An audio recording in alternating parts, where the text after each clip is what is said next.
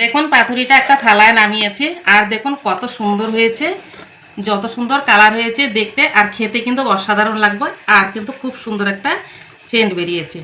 দেখুন ভীষণ সুন্দর হয়েছে দেখতে। আর এরকম পাতুরি থাকলে কিন্তু এক থালা ভাত মিনিশেই শেষ হয়ে যাবে।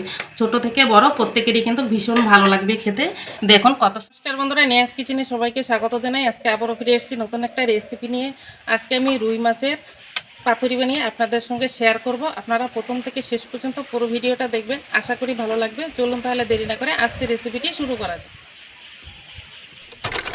এখানে রুই মাছ নিয়েছি রান্না করার জন্য। এই রুই মাছ দিয়ে আজকে আমি পাতুরিটা করব। দিয়ে দেব লবণ, হলুদ গুঁড়ো, দিয়ে দেব লঙ্কার গুঁড়ো। এখন লবণ আর হলুদ দিয়ে মাছগুলো মেখে নিচ্ছি। মাছ ভাজার জন্য কড়াতে তেল দিয়ে দিলাম। তেল গরম হয়ে গেছে, মাছগুলো কড়াতে দিয়ে দিব।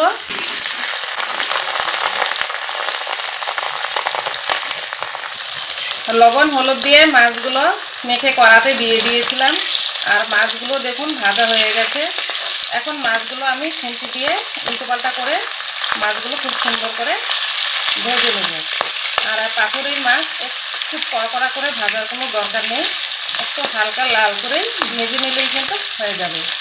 দেখুন মাছগুলো কিন্তু আমি উল্টিয়ে দিয়েছি আর অপর যে দিকটা আছে সেটাও আমি হালকা ভেজে মাছগুলো উল্টোপাল্টা করে লাল করে ভেজে নিয়েছি।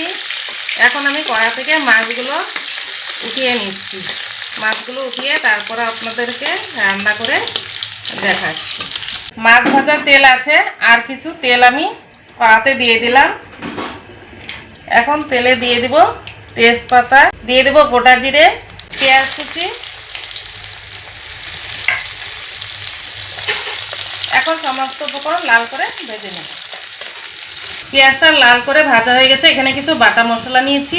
এখানে নিয়েছি আদা বাটা, কাঁচা লঙ্কা বাটা আর পেঁয়াজ বাটা। এই বাটা মশলাগুলো কড়াতে আমি দিয়ে দেব। দিয়ে একটু নাড়াচাড়া করে নেব। হলুদ গুঁড়ো, লঙ্কার গুঁড়ো, স্বাদ অনুযায়ী লবণ। এখন একটু নাড়াচাড়া করে নেব। মশলাটা একটু নাড়াচাড়া করে নিয়েছি। দিয়ে দেবো অল্প একটু চিনি। যে কোনো তরকারি রান্না করার সময় একটু চিনি দিলে টেস্টটা কিন্তু খুব ভালো হয়। দিয়ে দেবো কয়েকটা রসুনের কোয়া। এখানে মটরদানা বেটে নিয়েছি, দিয়ে দিলাম। দিয়ে আরেকটু আমি কষিয়ে নেব। মশলাটা কষানো হয়ে গেছে। এখন আমি দিয়ে দিচ্ছি জল। পাতুরি রান্না করব, পাতুরিতে কিন্তু বেশি জল দিতে হয় না, অল্প জল দিয়ে দিলাম।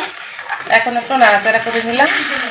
এখন এই ঝোলটা একটু ফুটিয়ে নেব। ঝোলটা ফুটে গেছে। ভেজে রাখা মাছগুলো ঝোলের মধ্যে দিয়ে দেব।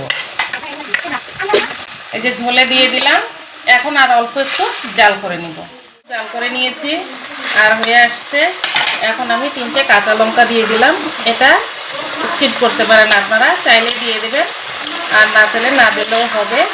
যারা ঝাল পছন্দ করে তাদের জন্য কিন্তু এই একটু করে লঙ্কা দিয়ে দিতে হয়। দেখুন পাতুরিটা হয়ে গেছে আর কত সুন্দর কালার আসছে। এখন আমি গ্যাসটা অফ করে দিয়ে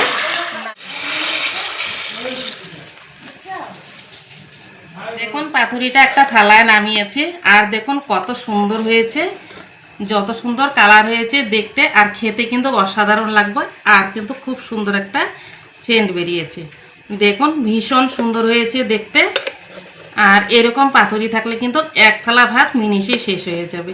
ছোট থেকে বড় প্রত্যেকেরই কিন্তু ভীষণ ভালো লাগবে খেতে। দেখুন কত সুন্দর হয়েছে।